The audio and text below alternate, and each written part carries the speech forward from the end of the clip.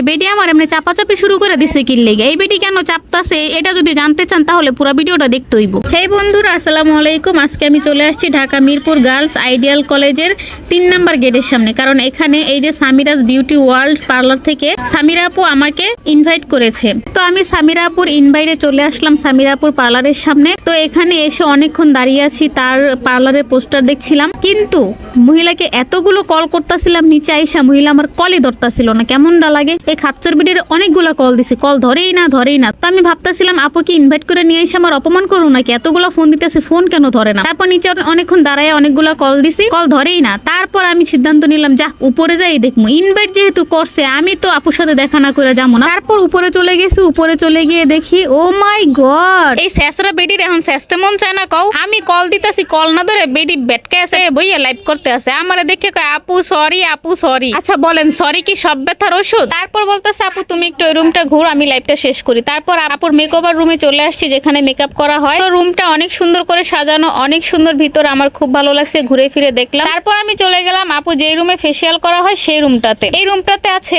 Hydra ফেসিয়ালের একটা machine, তারপরে আরো কি কি মেশিন আছে ওইগুলোর আমি নাম জানি না, তবে এই মেশিনটা অনেক ভাইরাল তো হাইড্রা ফেসিয়াল, এই জন্য আমি মেশিনটার নামটা খুব ভালো করে বলতে পারছি। তারপর এখানে দেখেন এই ক্রিমগুলো আপু ব্যবহার করা হয় ফেসিয়ালের জন্য। এই ক্রিমগুলো অনেক উন্নত মানের, এই ক্রিমগুলো সত্যি খুব ভালো, কারণ আমাকেও ফেসিয়াল করার সময় আমার মুখেও লাগিয়ে নেওয়া হয়েছিল। তারপরে এই ক্রিমগুলো লাগিয়ে নেওয়ার পরে আপু তো ডলাডলি শুরু করে দিল। ওরে বাবা রে বাবা, এই মেসেজ না তো অনেক সুন্দর করে মেসেজ করা শুরু করলো। মনে করেন যে এক প্রকার ডলতে ডলতে ঘষতে ঘষতে, মানে ঘষার উপরে ঘষা চলছে, ডলার উপরে ডলা চলছে, এত স্পিডে ডলাডলি ঘষাঘষি করতেছে। আমি তো মনে মনে ভাবতেছিলাম এই পরিমাণে ডলাডলি ঘষাঘষি চলতে আছে আমার মুখের মনে হয় 12টা বাজে যাইব। তারপর বন্ধুরা দেখেন আমার মুখে যে ক্রিমটা ডলতে আছে, এই ক্রিমটা হচ্ছে এইটা, এই যে আমার হাতে যেটা দেখতেছেন এইটা। বন্ধুরা এই ক্রিমটাই আমার মুখের মধ্যে লাগাইয়া ডলাডলি ঘষাঘষি চলতে আছে। তারপর বন্ধুরা 1-1.5 ঘন্টা পর্যন্ত এরকম ডলাডলি ঘষাঘষি চলতেই আছে। আপু তো থামতেই আছে না। আমি তো ভাবছিলাম বোধহয় আজকে সারাদিনই খালি ডলাডলি করবে, ঘষাঘষি করবে, কিন্তু না বন্ধুরা, একটু পরেই দেখলাম